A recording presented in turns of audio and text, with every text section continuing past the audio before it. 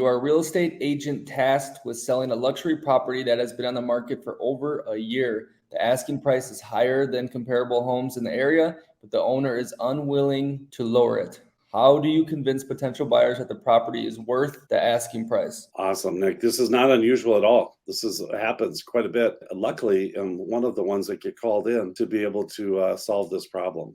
And I like that problem. But what you have to do is you got to identify what the value is of that property. Let's just say a luxury home here in Prior Lake might be a lake home or an acreage home. An acreage home might be defined as what important things are is obviously the house, where it's located, how far out is it located. So what amenities does it have? Does it have a pool? Does it have a pole building? In our market right now, if it's close in acreage and you've got an extra garage or extra storage, pole building, pool, and a nice house, that's the trifecta.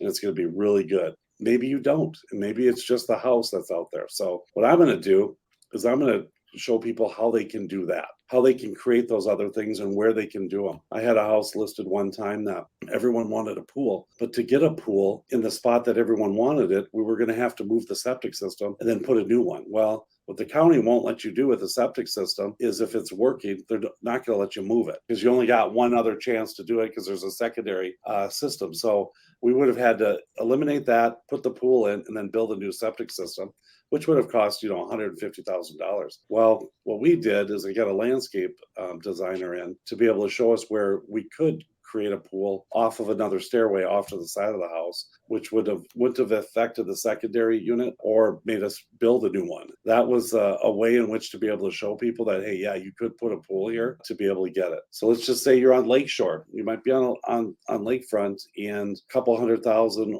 overpriced because you're on a bay and people aren't seeing the value of what a bay gives them. A lot of times people want to be on the wide open lake, but when you're on the wide open lake, you're going to get a lot of waves as well. You're going to get a lot of traffic, boats going by you all the time. And so I'm going to show the advantages of what that bay is and why it would be good. And the person that's going to find that value good and buy into it, they're going to end up paying a little more for it. You'll find that in the luxury market, people pay for what they want and what works for them because you can't create it in other places.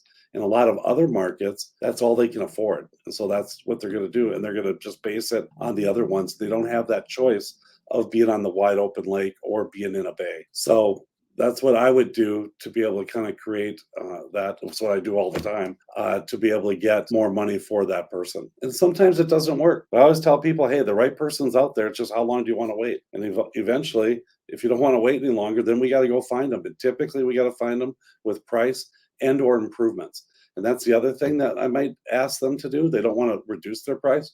What about adding some more value to the home so we can get that price? And it's just a different way of which to look at it.